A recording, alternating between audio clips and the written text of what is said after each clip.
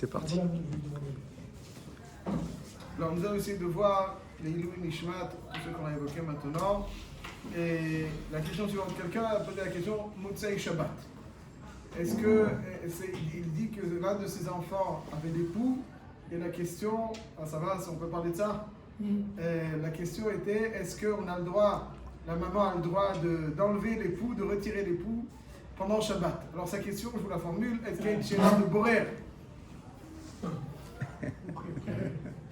Une chéla de Borer? C'est là la fin. Il y a des Borer, Solet, Mitoch, Ochel, des déchets du... Est-ce que c'est un peu plus fort? Je sais pas. Mais אם יש לך משנה, המשנה שאומרת שלא עושים את זה לאור הנר, אז זה מותר, לאור הנר לא. Il n'y avait pas le Ben Ishra et Bagdad qui disait qu'on pouvait retirer les poux. S'il y en a beaucoup, c'est sakana. Il y avait ça aussi, C'est non? sakana. Très bien, ok, c'est sakana. Ok, parfait. S'il y en a beaucoup, C'est sakana. Fais-moi. Alors, pardon? Si ça gêne trop, tu. Tout à fait. Ça gêne, ça gêne. Ça pourra peut-être. Est-ce que voilà? Ok, alors c'est exactement ce qu'on va essayer de voir rapidement. Azema, il y a deux éléments qu'il faut prendre en considération. Le premier, on n'aura pas le temps vraiment d'en parler trop aujourd'hui, mais si elle le fait avec un peigne et que le peigne est très fin et que ça risque d'arracher des cheveux, ça c'est un dossier. Mais imaginons qu'une maman, une bonne maman, elle est capable de les enlever avec les doigts, non? Peut-être pas toutes aujourd'hui, mais en tout cas, il fut un temps où il n'y avait pas de peigne et elles étaient parfaitement capables de les enlever avec le doigt, donc c'est quelque chose qu'on peut enlever. Azimken, la Sheila, est-ce que, donc à chaque fois qu'elle enlève, c'est pas mouchar, c'est pas psychréché qu'elle enlève un cheveu. Est-ce qu'il y a une Sheila de Boré? Voilà donc sa question. Est-ce qu'on peut les enlever? Est-ce qu'on peut les tuer? La Gemara dans Masechet Shabbat, Daf Yud Bet, elle nous dit comme ça. Alors déjà, il faut savoir que dans... Kinim, c'est pas une bria, non? Kinim, c'est pas une bria. D'après. Alors, les Maaseh, voilà, c'est exactement ça.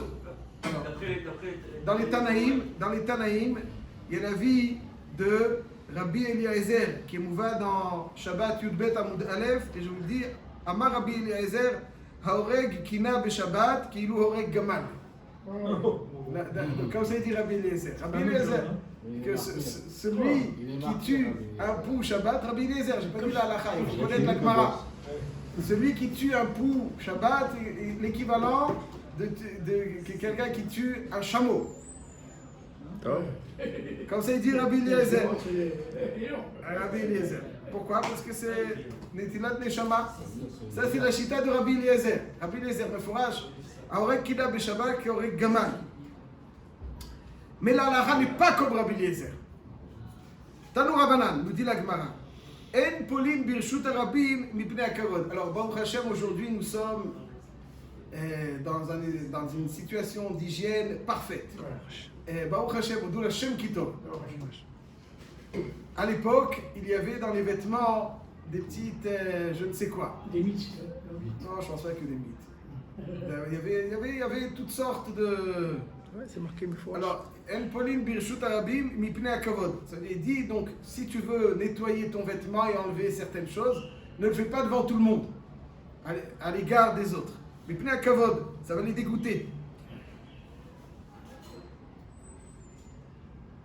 Kayotsebo Amar Rabbi Yehuda, Vaïbrila Rabbi Nechemia, En osin apoktoizin Beshabbat Mipnei Akavod. C'est-à-dire quelqu'un qui a une indigestion, il veut vomir, et il ne doit pas le faire toujours en discrétion. D'ailleurs, c'est veille à ton environnement et à ne pas le déranger. Tanou Rabbanan. Ensuite, il y a marqué Amefalet Kelav. Donc on parle de quelqu'un qui nettoie ses vêtements de petites bestioles. Molel Vezorek ou Vilvat Shelo Yarok. Tanakama il dit Molel Vezorek ou Vilvat Shelo Yarok. Ça veut dire qu'il a le droit de Molel, c'est-à-dire qu'il va les rouler un petit peu sous les doigts, hop, mais il ne va pas les tuer. Abba Shaul Omer Notel Vezorek. Il n'a pas le droit de les rouler sous le doigt, pour être très précis. Hein. Abba Shaul Omer Notel Vezorek. Il les prend et il les jette. Ou Vilvad Shelo Imlol. Pourquoi? Parce que d'après Abba Shaul, on a peur qu'à Niré, il y a des moustiques. Et donc, en étant molel, il risque d'être ouvert. En tout cas, c'est la chita Bashaoul, Notel Vezorek ou Vilvat Shalom. Amar Avuna, Ilcheta, Molel vezoreg vezeu kvodo. Après la Gemara, elle ramène une multitude de Tanaïm qui pensent que, d'Amoraïm, Tanaïm, qui pensent qu'il n'y a pas de Issour de Harigat dans Kinim Beshabbat. Donc c'est moutard de tuer un Kina Beshabbat. Pourquoi? Le pouce, donc c'est la bestiole qu'on a le droit de tuer. Pourquoi? Parce que son processus de développement n'est pas identique à un processus de développement habituel. Même si ça vient par un chibour entre un Zachar et un Nekeva, mais le processus de développement, c'est la transpiration, etc., qui fait que les lentes sont dans les situations optimales. Si on les enlève là-bas, on leur enlève les séances. Donc, ce n'est pas quelque chose qui est classique dans le processus de développement. Et comme ce n'est pas classique dans le processus de développement, il n'y a pas l'issur de Netilat Neshama. Donc, la Gemara dit que la halakha n'est pas comme Rabbi Eliezer, bien que Rabbi Eliezer pense que Aorek Kina Beshabbat, qu'Aorek Gamal Beshabbat, à la halakha n'est qu'Aorek Kina, c'est moutar. C'est moutar, il n'y a pas de piria verivia normal chez la Kina. Ceci étant, alors nous allons voir dans le Shulchan Aruch très rapidement. Le Shulchan Aruch siman Shintet Zayin Seiftet. Aval Kina, moutar le orga. Donc c'est sans équivoque, il y a marqué on a le droit de tuer un pou Shabbat. Donc ça c'est marqué dans le Shulchan Aruch. Va'mefale begadav mikinim lo yahargem. Celui qui nettoie ses vêtements, des poux, qui pourrait y avoir dedans, lo yahargem, il ne va pas les tuer. Pourquoi lo yahargem? Il dit le Mishnah Bura, des kevan shemtsuyim shampar oshim, parce que dans les vêtements il n'y a pas que des poux, il peut y avoir d'autres insectes. Gazridan shimayarog gamken paroshim, si tu lui permets les kinim de les tuer, on craint qu'il va tuer aussi les autres qui eux sont plus top. Ce que nous dit donc, et la molelan beyad vezorkan. Comme on a vu, donc on a le droit de les rouler, de les jeter, mais parce qu'on n'est pas rochesh finalement qu'il va tuer les parochim, mais déjà c'est une xéra. Peut-être qu'il va tuer un paroche.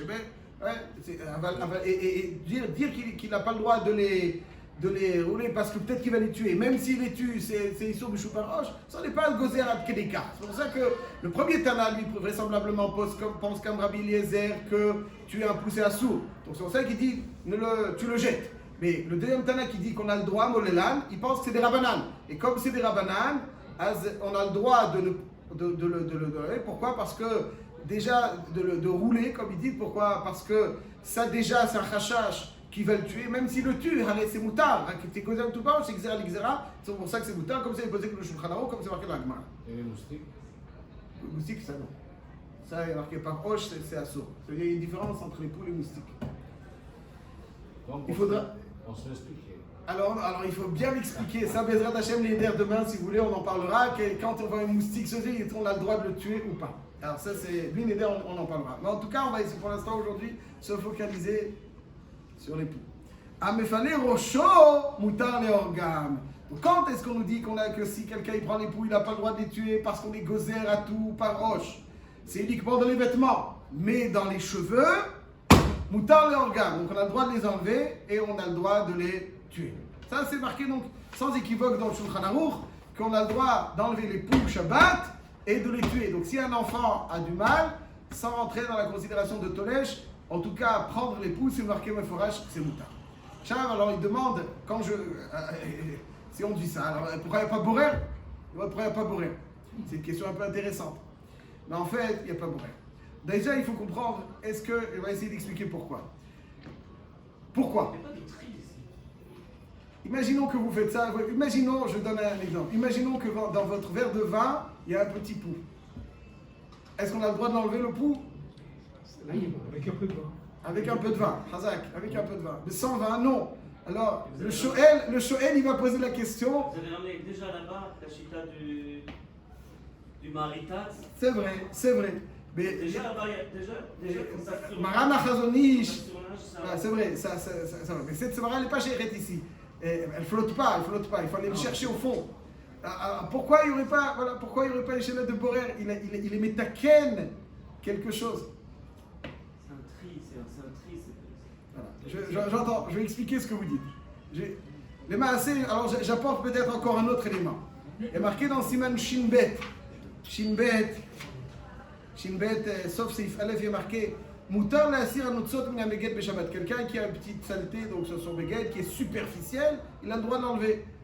On voit qu'il n'y a pas de borer bekitso. Ouais. Donc la réponse elle est claire. Avant qu'on poursuive, pourquoi? Alors on peut discuter. Mais la réponse c'est qu'il n'y a pas de borer là-dessus, c'est moutar. Pourquoi? Alors nira la niudati pour expliquer ce que vous dites comme ça.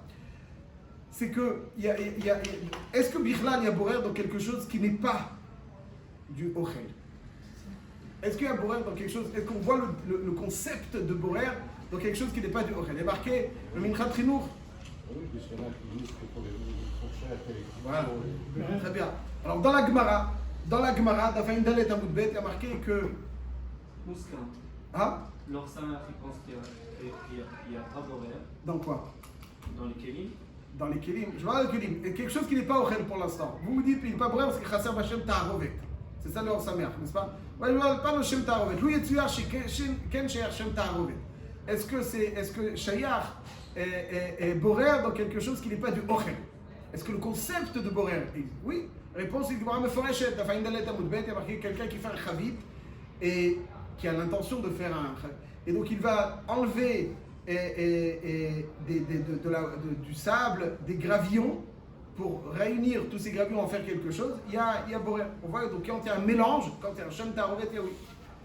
Il y a borer. Donc, le forage que borer, c'est shayach, il ramène ça dans Mosach HaShabbat, borer oté, il ramène cette preuve que borer, c'est l'av davka dans du ma'achal.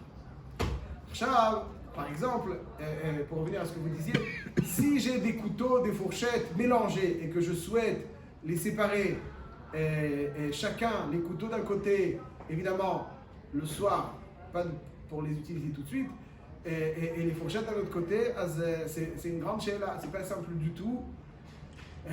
Qu'est-ce que vous dites? C'est distinctif pourtant.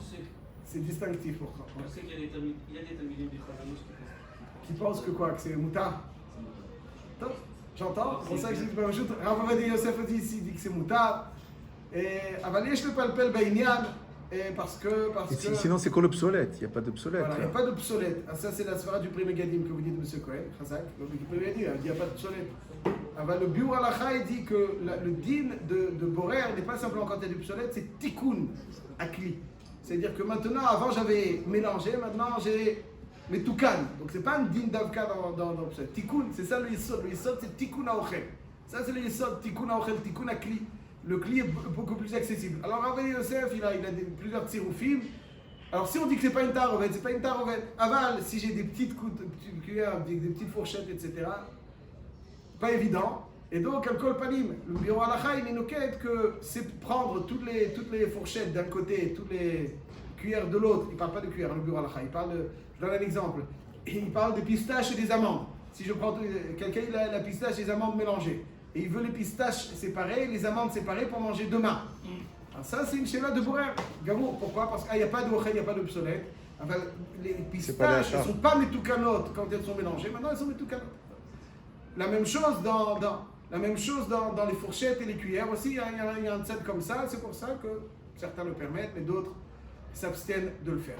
Donc on voit à Kolpanim que le concept de borer n'est pas simplement dans du mach, aval. Me semble-t-il, Baro, que ça c'est vrai dans une ta'arovet.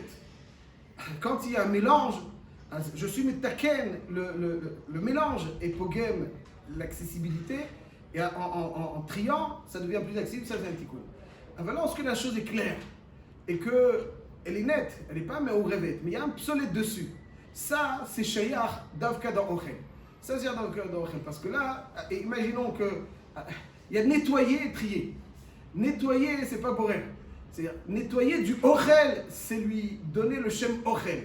Alors un kli ne perd pas son shem kli quand il y a une saleté dessus. La reine, tout le din de psolète qui est rattaché à personne ne viendra dire au monde, ça n'existe pas, que si j'ai quelque chose de ça dans une assiette ou il y a un petit truc, je vais l'enlever, cette saleté, ça sera bourré. C'est le pashut dans la chon. Pourquoi? Parce que c'est l'okar. Parce que l'assiette, elle a un shem kli, le shem kli, il a un shem kli. À partir où il y a un shem kli, j'enlève, c'est terminé. C'est pas une ta'arovet, c'est tikkun akli. Mais qui tsouk de ochel, le tikkun, borer c'est tikkun akli ou tikkun amachal. Donc li, le tikkun, il vient à l'idée afradat ta'arovet, il faut que j'ai un mélange. Dans Ochel, il tradesh, pas simplement quand il y a une tarovet, même quand il y a une psolette, comme c'est tikkun ochlin, on ne peut pas le manger avec cette psolette. Un kli ne perd pas son shem kli quand il y a un shem psolette, quand il y a un petit psolette dessus, et donc c'est pour ça que la même chose, Adam, beged, kli, tout ça quand il y a des psolettes. S'il y a des begedim qui peuvent être mélangés, ouais, bon après c'est là de tarovet, si c'est trénicard ou pas, c'est encore un dioun. Ça, אפשר לדון משום בורר, parce qu'il y a une tarovet. Mais un psolette qui est sur le kli, comme un pou qui est sur le... Ça, c'est shayach shem borer be'ochel, parce que le ochel qu'on ne peut pas consommer, il perd son shem de ochel, mais she'en ken, dans un kli, il ne perd pas son shem kli. En conséquence, tant qu'il n'y a pas une tarovet, mais un psolette dessus, c'est moutar. C'est pour ça qu'à la chalema, c'est moutar d'enlever les épouses sans problème aucun, ni de les tuer, ni un problème de Netilat Neshama, comme Maran Ashurna il est posé comme c'est marqué dans la Gemara, ni un problème de Borer, comme on l'a expliqué, parce que c'est lo shayach Borer, le Adam, il reste un Ben Adam, même s'il y a ce qu'il y a dessus. Chazak ou Baruch.